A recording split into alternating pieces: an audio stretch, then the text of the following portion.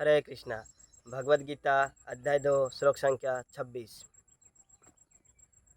अथ चैनं नित्यजातं नित्यं वा मन्यसे मृतं तथापि तं महाबाहो नैनं शोचितुमर्हसि। किंतु यदि तुम यह सोचते हो कि आत्मा सदा जन्म लेता है, सदा मरता है, तो भी है महाबाहु, तुम्हारे शोक करने का कोई कारण नहीं है।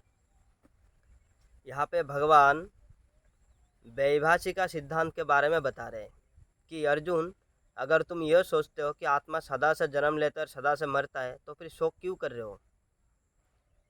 क्योंकि आत्मा के ये जो वैभाषिका सिद्धांत है, ये लोग मानते हैं कि आत्मा का कोई अस्तित्व है ही नहीं है। शरीर के साथ शरीर जन्म हुआ, शरीर खत्म हो गया, सब खत्म हो गया, कुछ अगला जन्म ये सब कुछ है ही नहीं है। ये वैभाषिका सिद्धांत है। बेसिकली इसको शून्यवाद भी कहा जाता है। जैसे अगर एक बार आप मर गए तो फिर आपका पूरा अस्तित्व ही मिट जाएगा। जिसके कारण ये जो शून्यवादी का मतलब एक और होता है आजकल मॉडर्न सोसाइटी में, जिसको कहा जाता है ऑन लाइफ थ्योरी।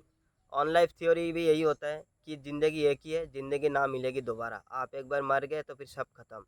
तो यही जो मेंटलिटी है, ऑन लाइफ थ्योरी, ज़िंदगी ना मिलेगी दोबारा, ये जो मेंटलिटी है, जितने भी क्राइम, करप्शन, दुर्नीति ये सब हो रहा है इस दुनिया में, यही सोच के, इस जो क्राइम है, करप्शन है, इसके पीछे यही सोच है कि ज़िंदगी ना मिलेगी दोबारा।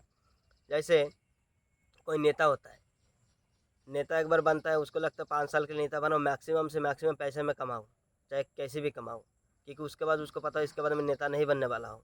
इसी तरह हम भी सोचते हैं कि यही ज़िंदगी मिला है, जितना ज़्यादा हो सके उतना एन्जॉयमेंट करूँगा, क्योंकि आगे तो ज़िंदगी नहीं है, तो फिर एन्जॉयमेंट भी नहीं कर पाऊँगा। इसीलिए हम ज़्यादा से ज़्यादा एन्जॉयमेंट में लग जाते हैं, सेंस ग्रेटिफिकेशन में लग जाता है, और अपना अपना जो कर्तव्य होता है, अपना जो धर्म होता है, उचित अनुचित, ये सब हम भूल जाते हैं, अपना नैतिकता सब भूल जाते हैं। जैसे एक एग्जांपल देता हूँ।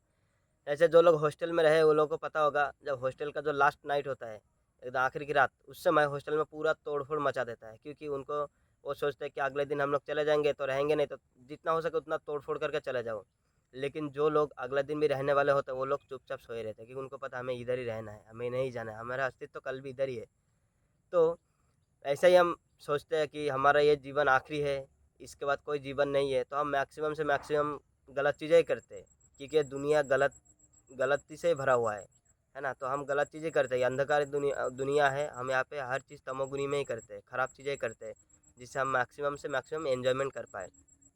लेकिन ऐसा नहीं है, क्योंकि हमारा ये शरीर सिर्फ केमिकल से नहीं बना है। जैसे वैभाषिक सिद्धांत में माना जाता है कि ये शरीर सिर्फ केमिकल है, बहुत सारे केमिकल इकट्ठा हो गए, उसमें जीवन आ गया और शरीर बन गया। ऐसा नहीं है, ये केमिकल से भरा हुआ नहीं है। हमारे इसमें हम केमिकल से परे हैं, हमारे अंदर आत्मा है। इसके और भी कई सारे साइंटिफिक रीज़न है। तो भगवान यहाँ पे ऐसा कुछ नहीं करे, इस श्लोक में कम से कम भगवान सिंपल ये बता रहे हैं कि अगर तुम यही सोचते हो कि ये शरीर केमिकल से बना है, तो फिर मारने में क्यों शौक कर रहे हो? मार दो, केमिकल है, शरीर खत्म हो जाएगा, कल को केमिकल मिल जाएगा, फिर से शरीर बन जाएगा। और पाप पुण्य ये सब का कुछ यहाँ पे चक्कर है ही नहीं, तो फिर डर क्यों रहे हो? केमिकल को ख़त्म करने में ऐसा क्या तुम डर रहे हो कि तुम शौक कर रहे हो? क्योंकि ये लोग तो केमिकल है, तो फिर तुम्हारी इमोशन फीलिंग इनके लिए क्यों हो रहा है?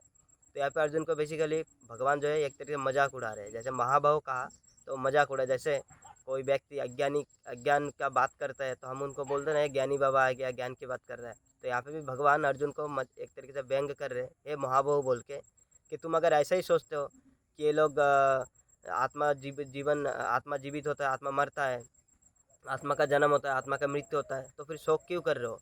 इनको मार दो, ये शरीर इस केमिकल से बना है, कल को केमिकल फिर इकट्ठा हो जाएगा, फिर इनका शरीर बन जाएगा, फिर शोक करने का तुम्हारा कोई कारण नहीं है ना। इसलिए यहाँ पे अर्जुन को भगवान यही बता रहे हैं। लेकिन हमें यह सोचना चाहिए कि हमारा शरीर जो केमिकल से नहीं बना है। ऐसा बहुत सारा थियोरी है हमारे आजकल सोसाइटी में, मॉडर्न साइंस में पढ़ाते हैं कि इससे बना है, उससे बना है, ऐसा नहीं है। हमें हमेशा शास्त्र की तरफ देखना चाहिए, शास्त्र में क्या लिखा है, क्योंकि शास्त्र जो होता है वो औपनिवेशिक होता है, यानी शास्त्र भगवान की वाणी होती है, हमारे माता के समान होता है, जिसमें हमारे इस भौतिक संसार के बारे में, इससे परे के संसार के बारे में, पूरा ब्रह्मांड के बारे में, आत्मा, परमात्मा, भगवान, हमारा भगवान के साथ क्या संपर्क है, क्या रिलेशन है, इसके बारे में पूरा विस्तार से चर्चा किया गया है, जिसको हम पढ़ेंगे तभी हम जान पाएंगे कि हम कौन है, हमारे भगवान के साथ क्या रिलेशन है और भगवान कौन है, हम यहाँ क्यों आए हैं, हमारा कर्तव्य क्या है। तो सभी युवाओं से मेरा निवेदन है, आप लोग शास्त्र पढ़िए और सनातन संस्कृति का प्रचार प्रसार करिए। हरे कृष्णा।